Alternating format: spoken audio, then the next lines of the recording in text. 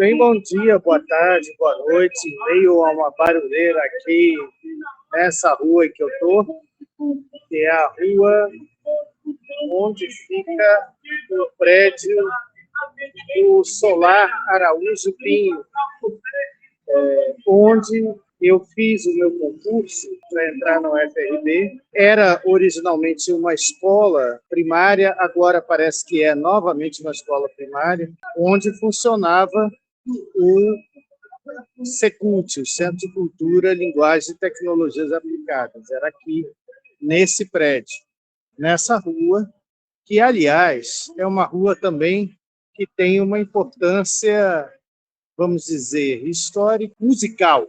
Eu me lembro que, no dia que eu estava fazendo o concurso aqui, perguntei para alguém se aqui é Araújo Pinho, então, onde que é a Apolo e o Rio Subaé, que eu conhecia da música Trilhos Urbanos de Caetano Veloso. E eu estou caminhando aqui um pouquinho para chegar na frente justamente da Apolo. Eu vou trocar até a câmera para mostrar aqui onde vocês estão vendo essas portas, é a Apolo. E o que é a Apolo? É uma das filarmônicas daqui do Recôncavo, uma filarmônica aqui de Santo Amaro. Aqui é a Apolo, e aqui do lado está aquela curva aberta, que na canção do Caetano Veloso se lê e se ouve. Aquela curva aberta, aquela coisa certa, que é justamente a curva aberta que vem da Casa do Samba, que fica ali adiante, e vai cruzando aqui, e aqui é essa curva que faz o Rio Subaé. E justamente nessa curva que está o Teatro Dona Canoa, com o qual nós, desde o início, colaboramos, desde o início do Secult a gente colabora com o Teatro Dona Canoa, que está, nesse momento, passando por reformas, então eu não posso mostrar ele para vocês. Vocês têm, então, atrás de mim, o Teatro Dona Canoa, e é uma distância a pé do Teatro Dona Canoa, exatamente uma distância a pé ao lado do Teatro Dona Canoa, exatamente ao lado do Teatro Dona Canoa, está a Apolo. Portanto, é esse prédio azul aqui, que é a Filarmônica, Sociedade Filarmônica Apolo.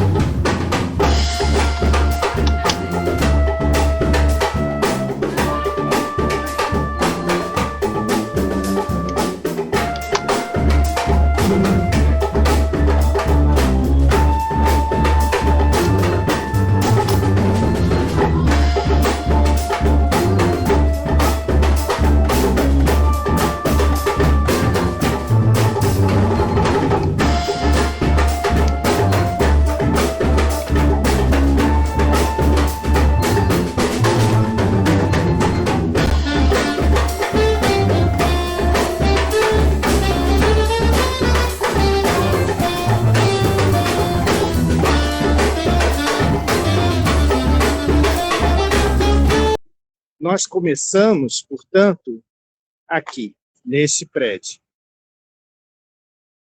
Então, nesse capítulo, eu vou contar algumas das coisas que estão relacionadas aqui com a cidade de Santo Amaro, da purificação onde eu estou agora. Bom, estamos aqui agora na fachada da segunda sede nossa do Secult. Quando eu fiz o concurso, foi lá onde vocês viram ainda agora, e comecei a trabalhar lá também. Após uns 2 anos, né, nós nos mudamos aqui para esse prédio, que é originalmente um colégio, né, um colégio estadual, se não me engano, colégio de ensino médio, que foi cedido pela prefeitura, e desde então nós estamos aqui. Aqui a gente tem permanecido acompanhando uma situação de penúria que nós atravessamos ao longo desses anos, com reduções de verbas para educação, né? Foi aqui que nós enfrentamos a pandemia, o governo Bolsonaro, os cortes na educação, os cortes sucessivos na educação, e ainda assim nós resistimos, estamos resistindo até hoje. Agora, este ano, no ano passado, entre o ano passado e esse ano, a bem dizer, nós vivemos uma situação absolutamente paradoxal. O novo prefeito, que já tinha sido prefeito antes na cidade, e que, inclusive, tinha fornecido, formalizado a doação, a cessão desse prédio para a União, ou seja, para a Universidade Federal da Recôncavo da Bahia, sob a promessa de que futuramente nós poderíamos nos mudar para o prédio que a gente tinha pensado originalmente, ou para o terreno que nós tínhamos, né? Que era o terreno de uma siderúrgica, uma ex-siderúrgica que tinha produzido uma poluição muito grande aqui em Santo Amaro, chamada Tirzan. Ela era de origem iugoslava, se não me engano.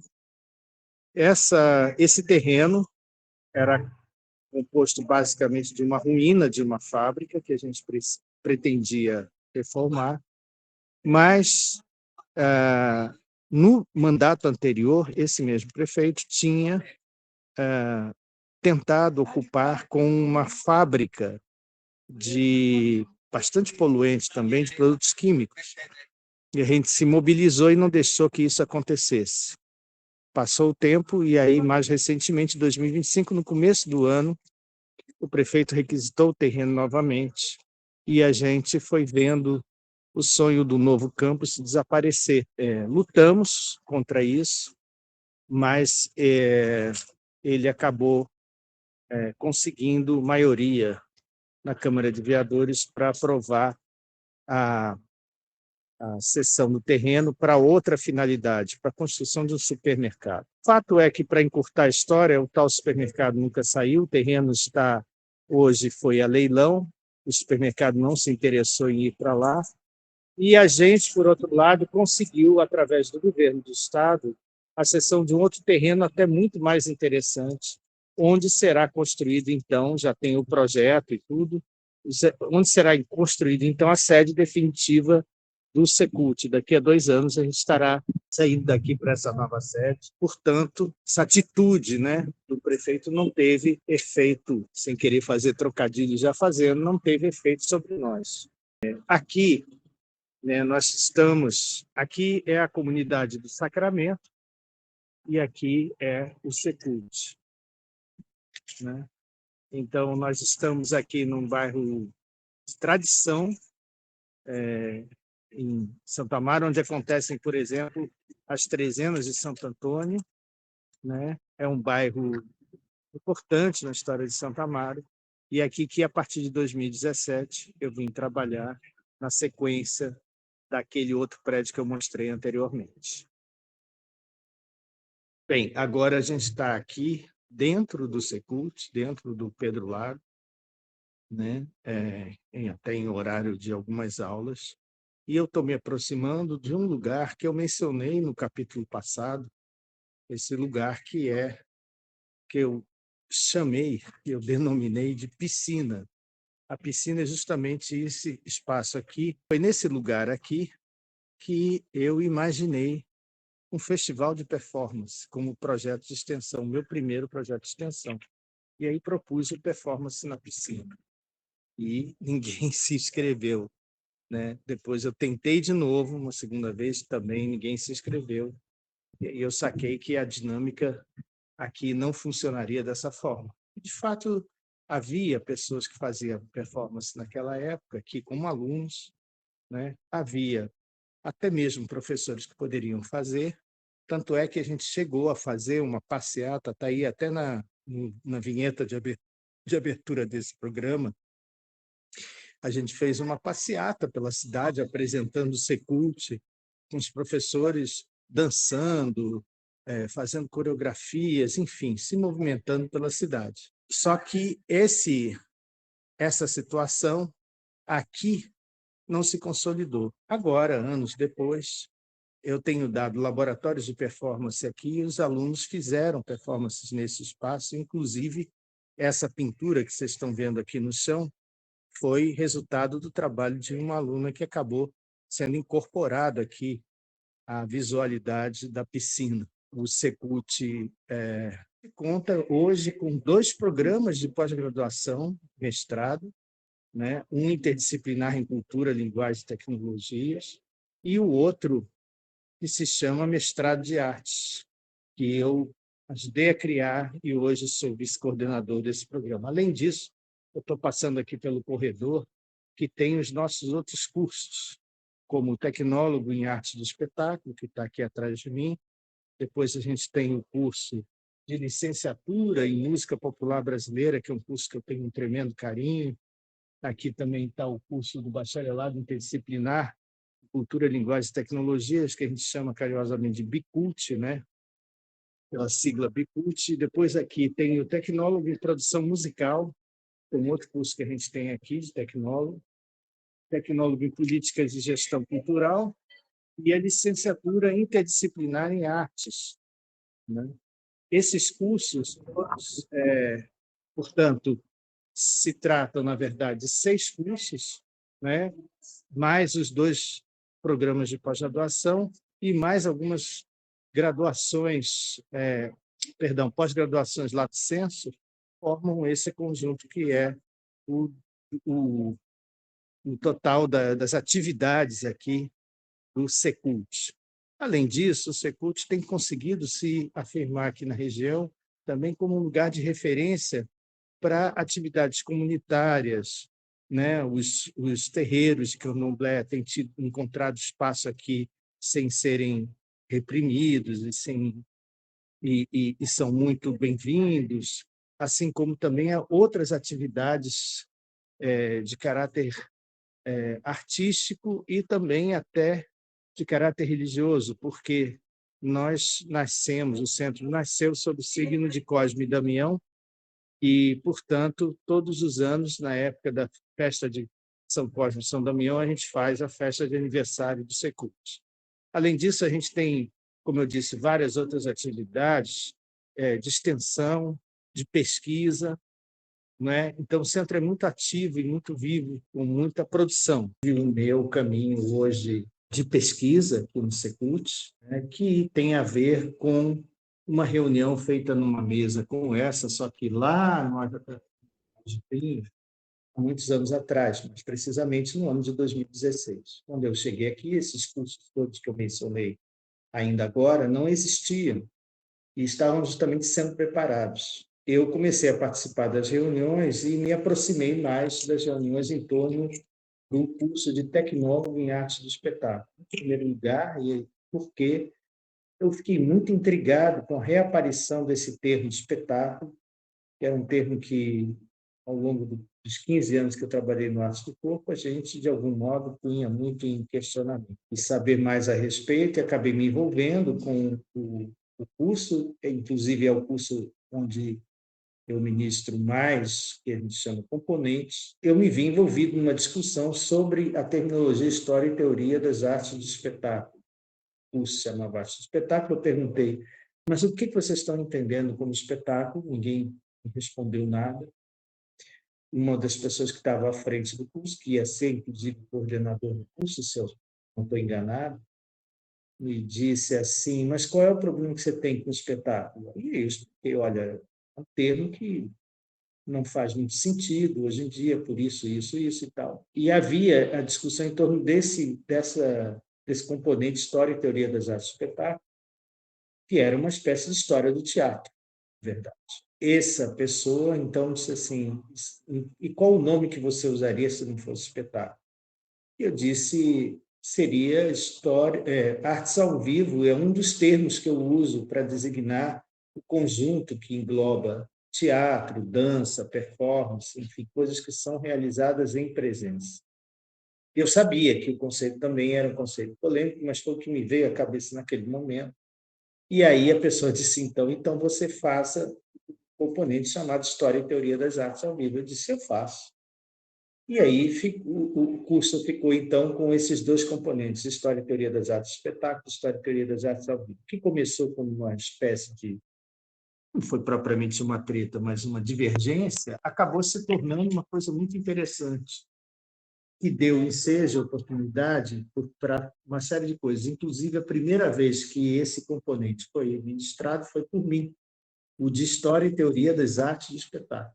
E aí, então, eu tive a oportunidade de fazer uma espécie de genealogia da noção de espetáculo, o que foi muito interessante e serviu de preâmbulo para depois eu trabalhar com essa questão das artes ao vivo. Hoje, eu trabalho um projeto aqui que se chama Artes ao Vivo e o Fim do Espetáculo, cuja ideia, basicamente, é tentar demonstrar que a noção de espetáculo, de espetacularização, de construção de uma persona diante de um público, foi uma coisa que foi assimilada por todos nós e se tornou uma coisa relativamente banal. Eu, que não tenho nenhum treinamento em televisão, ou a época que eu fiz teatro fazem muitos anos, tenho uma certa experiência nisso, mas não sou especialista nisso.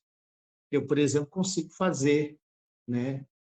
Claro que de forma bastante precária, mas consigo fazer esses vídeos, né? E tenho feito isso desde 2020. E foi justamente no decurso da pandemia, quando eu comecei a fazer essas aulas, que eu comecei a pensar nisso. Uma série de questões que existiam. Por exemplo, a noção de espetáculo excluía tudo aquilo que não poderia ser chamado dessa forma e que, no entanto, tinha uma presença muito forte.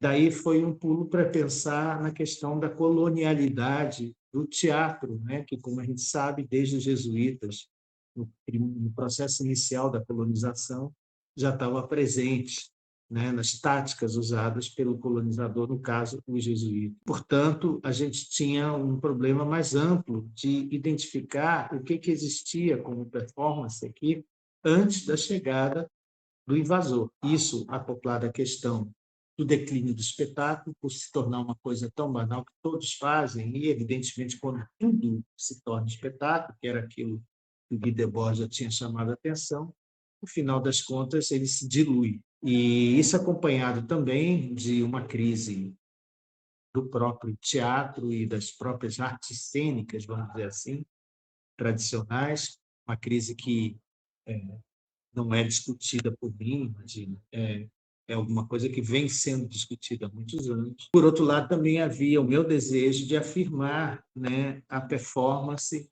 como uma forma de produção artística autônoma em relação ao teatro, à dança, embora essas outras formas pudessem ser entendidas como performance. Como diz o Richard Schechner, tudo é performance se for lido como performance. Então, isso que eu estou fazendo também é uma performance.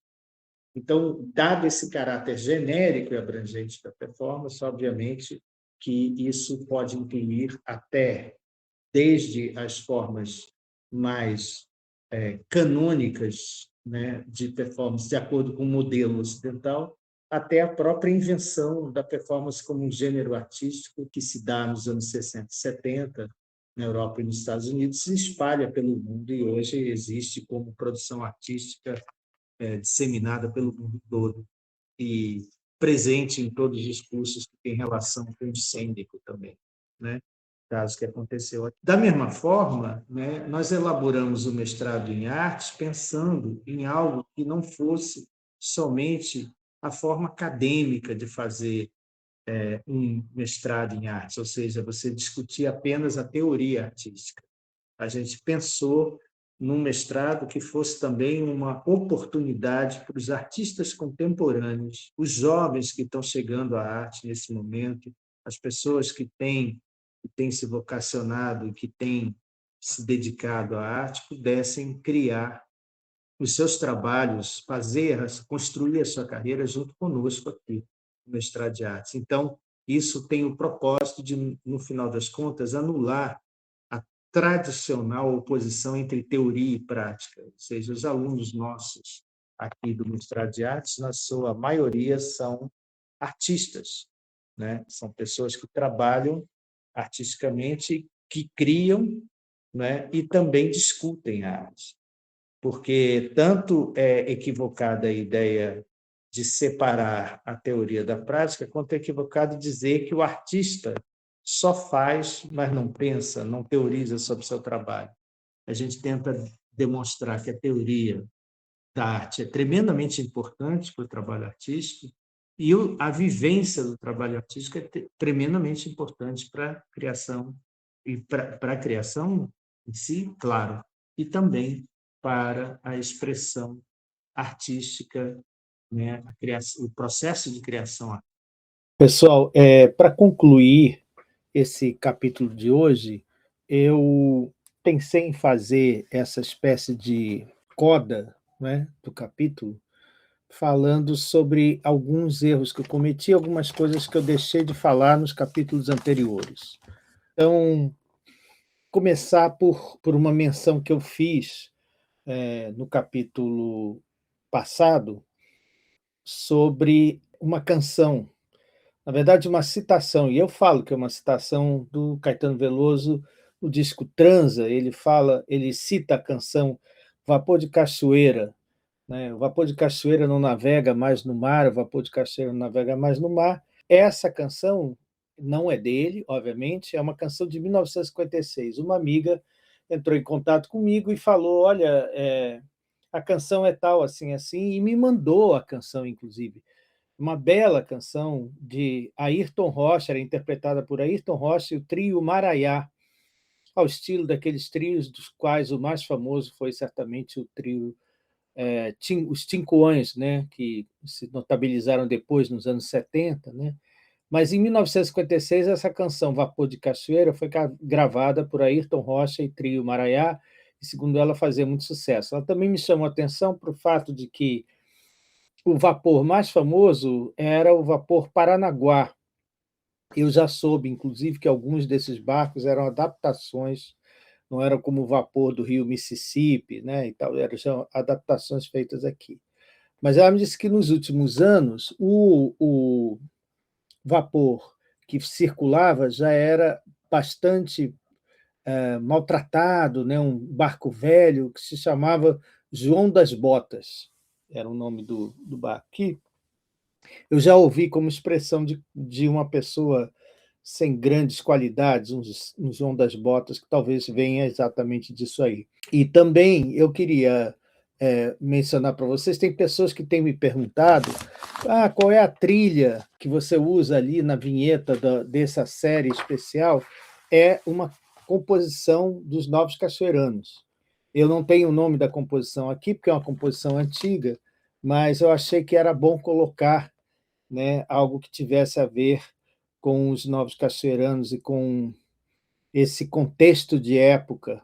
Eu achei que era apropriado, considerando que eu tenho falado muito da importância dos Novos Cachoeiranos nesses meus 10 anos aqui na Bahia. Por fim, eu queria dizer que eu estou reunindo uma série de outros materiais, inclusive um que eu devo comentar no quarto capítulo da série, que é o próximo capítulo nosso, e no capítulo 4 eu vou fazer uma espécie de síntese, apanhado geral desses 10 anos, e aí eu vou me valer, por exemplo, de algumas coisas.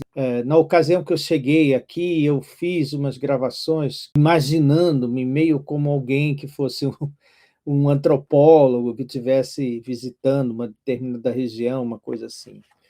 E também fiz, na época, eu coletei uma série de crônicas que eu escrevi e publicava, não tinha Substack, não tinha nada dessa coisa na época, e eu publicava essas crônicas no Facebook. E aí, então, eu reuni 13 dessas crônicas e publiquei num e-book que foi distribuído, não existe mais, inclusive, a empresa que oferecia esse e-book, que se perdeu. Naturalmente, eu tenho o original do e-book, talvez eu faça uma edição em papel, mas dentre essas 13 crônicas que eu fiz, tinha uma que se chamava Lá e Cá, ou Das Razões de uma Mudança. Essa crônica eu escrevi no dia 16 de maio de 2016, que fazia exatamente não, mas mais ou menos, um pouco menos de um mês que eu estava em São Félix naquela ocasião ainda, né? Então, eu vou me valer um pouco desse testemunho da época e de algumas outras coisas que eu vou mostrar aqui ao final, no episódio 4 dessa série. Então, por enquanto, vocês ficam com isso, com esse, esse capítulo 3, né, sobre Santo Amaro e sobre Secult, e a gente se vê na próxima brevemente. Abraço a todos.